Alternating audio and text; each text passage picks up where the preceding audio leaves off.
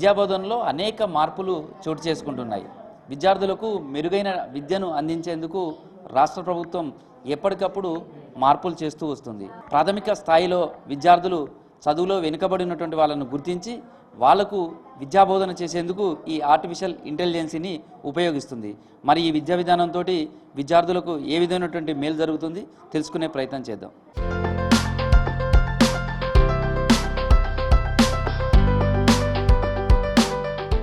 Technology విస్తృతంగా అందుబాటులోకి వచ్చింది. ప్రతి రంగాన్ని కూడా అది ప్రభావితం చేస్తుంది. అందులోనూ ఇప్పుడు పాఠాలు చెప్పడంలో కూడా ఆర్టిఫిషియల్ ఇంటెలిజెన్స్ని చిన్నపిల్లల వరకు కూడా బోధించేందుకు అందుబాటులోకి వచ్చేసింది. ప్రస్తుతం రాష్ట్ర ప్రభుత్వం 3, 4, 5 తరగతులలో వెనుకబడినటువంటి విద్యార్థులను గుర్తించి వాళ్లకు ఇంగ్లీష్, తెలుగు, అదేవిధంగా మ్యాథమెటిక్స్ ఈ 3 సబ్జెక్టులలో వాళ్ళ ఐక్యూ లెవెల్స్ ఏ విధంగా ఉన్నాయి, వాళ్ళు ఇంకా డెవలప్మెంట్ కావాలంటే ఆ వాటిలలో మంచి ర్యాంక్స్ రావాలంటే ఏ విధంగా చదువుకోవాలనే దానికోసం ఈ ఆర్టిఫిషియల్ ఇంటెలిజెన్స్ ద్వారా ప్రయత్నాలు జరుగుతున్నాయి. అసలు ఈ ఆర్టిఫిషియల్ ఇంటెలిజెన్స్ ద్వారా వాళ్ళకి ఎట్లాంటి విద్యా బోధన అందుతుంది?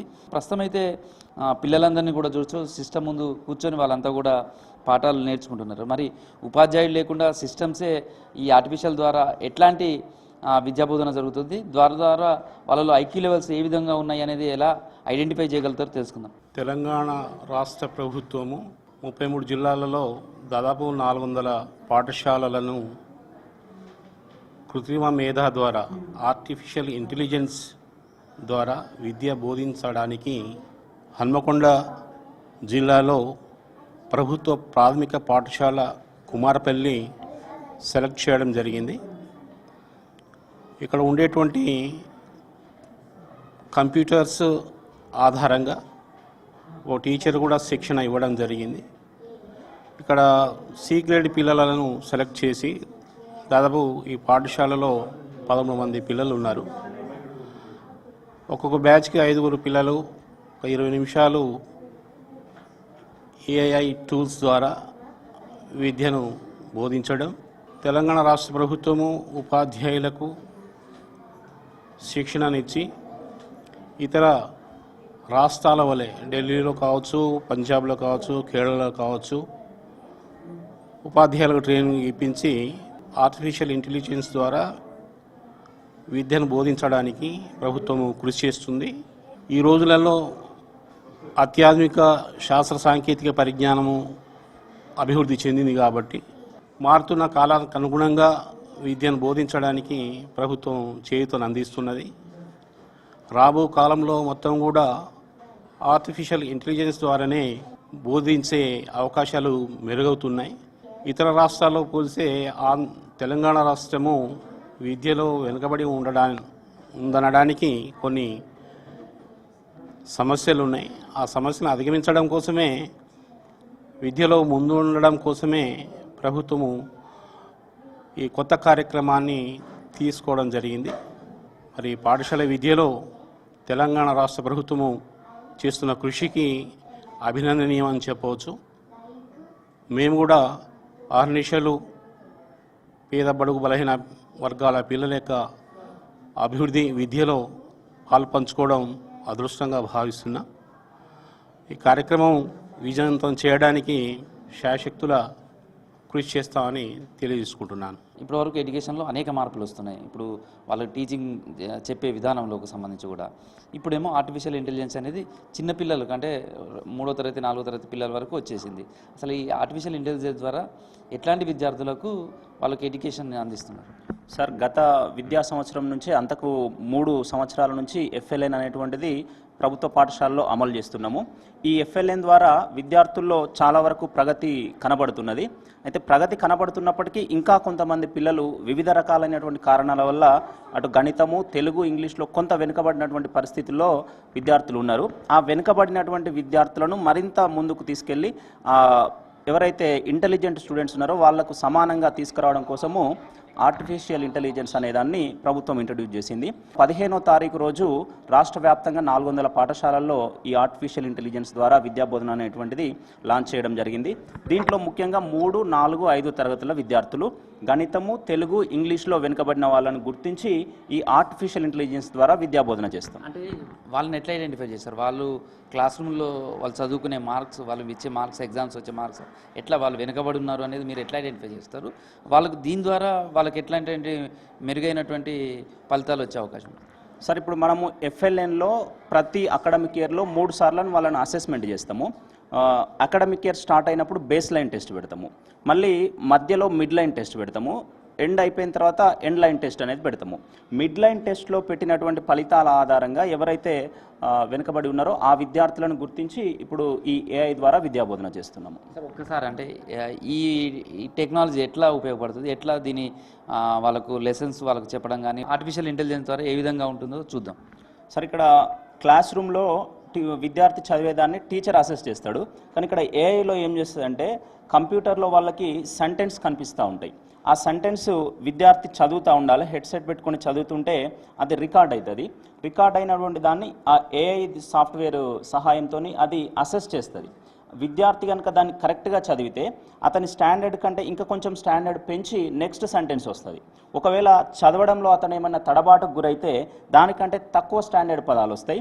ఒకవేళ విద్యార్థి దాన్ని చదవలేకపోతే అక్కడ ఉండేటువంటి సింబల్ను ప్రెస్ చేసి ఒకసారి విని రెండోసారి అతను చదివేటువంటి అవకాశం కూడా దీంట్లో ఉంది. అలా చిన్న చిన్న పదాలతోని స్టార్ట్ చేసి స్టెప్ బై స్టెప్ వాళ్ళ కాంప్లెక్స్ లెవెల్ అనేటువంటిది పెంచుకుంటూ ఈ సెంటెన్స్ అనేటువంటివి వస్తూ ఉంటాయి. ప్రతి స్టూడెంట్కు ఎట్లా ఒక సిస్టమ్ మీద మీరు తీసుకున్నప్పుడు ఆయన ఇంటెలిజెన్స్ ఎట్లా పెరుగుతూ ఉన్నది, ఆయన స్టాండర్డ్స్ ఎట్లా పెరుగుతున్నాయి అనేది ఎట్లా ఐడెంటిఫై, ఒక రోజు నెక్స్ట్ డే దానికి ఎట్లా ఉంటుంది? సరే, ఇప్పుడు ప్రతి స్టూడెంట్కు మనకు పెన్ నెంబర్ అనేటువంటిది ఉన్నది. ఏ స్టూడెంట్ అయినా ఆయన పెన్ నెంబర్తోని లాగిన్ కావాలి. ఈరోజు అతను చేసినటువంటి ప్రాక్టీస్ ఎన్ని సెషన్స్ అయితే, ఎన్ని బిట్స్ అయితే ప్రాక్టీస్ చేసిండో అవన్నీ దాంట్లో రికార్డ్ అవుతాయి. నెక్స్ట్ అతను లాగిన్ అయినప్పుడు దాన్ని కంటిన్యూషన్ అనేటువంటిది వస్తూ ఉంటుంది. ఒక 20 లెవెల్స్ ఉంటాయి. దీంట్లో ఒక లెవెల్ కంప్లీట్ కాగానే ఒక అసెస్మెంట్ అనేటువంటిది వస్తూ ఉంటుంది. ఆ అసెస్మెంట్ మళ్ళీ సక్సెస్ఫుల్గా కంప్లీట్ చేస్తేనే నెక్స్ట్ లెవెల్కి పంపిస్తుంది. అది మరొక టీచర్ కూడా ఉన్నారు, వాళ్ళతో కూడా మాట్లాడదాం. సార్, అంటే పిల్లల్లో ప్రోగ్రెస్ ఎట్లా చూస్తారు? అంటే వాళ్ళకి ఇప్పుడు మామూలుగా విద్యాబోధన చేసినప్పుడు ఏ విధంగా ఉంది, ఇప్పుడు ఆర్టిఫిషియల్ ఇంటెలిజెన్స్ ద్వారా వాళ్ళ ప్రోగ్రెస్ను ఈ 2-3 రోజులలో ఏమైనా ఐడెంటిఫై చేశారా వాళ్ళలో?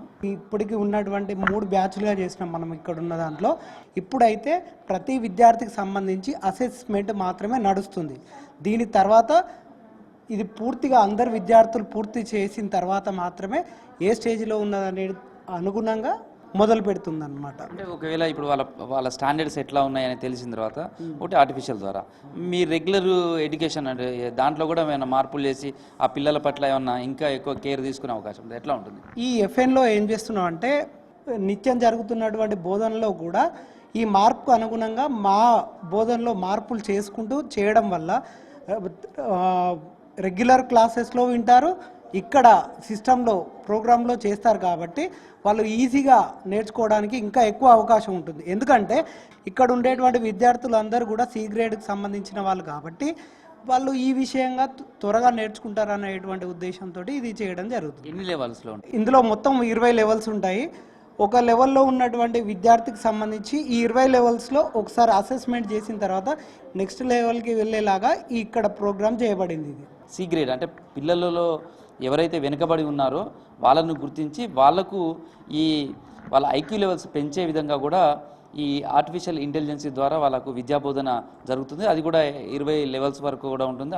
ఒక్కొక్క లెవెల్లో వాళ్ళ స్టాండర్డ్స్ను ఏ విధంగా ఉందా అనే దాన్ని కూడా అసెస్ చేసే అవకాశం ఉంటుందని చెప్తున్నాను. కొంతమంది విద్యార్థులతో కూడా మాట్లాడదాం. మరి విద్యార్థులకు ఈ ఆర్టిఫిషియల్ ఇంటెలిజెన్స్ ద్వారా చెప్పే పాఠాలు ఎట్లా అర్థమవుతున్నాయి, వాళ్ళు ఏ విధంగా దీన్ని లెసన్స్ నేర్చుకోవడానికి ప్రయత్నం చేస్తున్నారో తెలుసుకుందాం.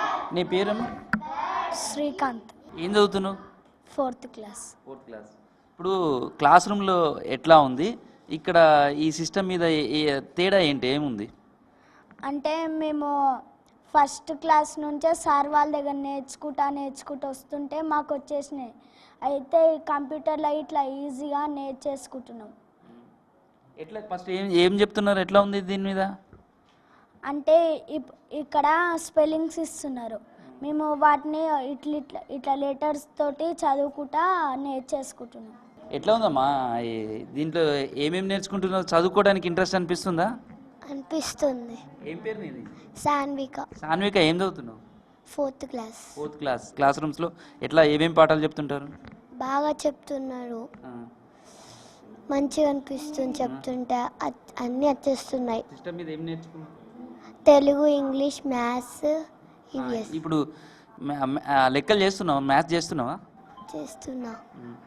అర్థమవుతుందా కంప్యూటర్ మీద దీని మీద కూర్చొని నువ్వు చదువుతున్నప్పుడు? అర్థమవుతుంది. ప్రయోగాత్మకంగా ఈ ఆర్టిఫిషియల్ ఇంటెలిజెన్స్ ద్వారా వాళ్ళకు లెసన్స్ బోధించే ప్రయత్నం చేస్తున్నారు. వాళ్ళ ఐక్యూ లెవెల్స్ను కూడా ఒక్కొక్క లెవెల్లోకి వెళ్తున్న కొద్దీ వాళ్ళ మరింత మెరుగుపరిచే ప్రయత్నం చేస్తున్నారు.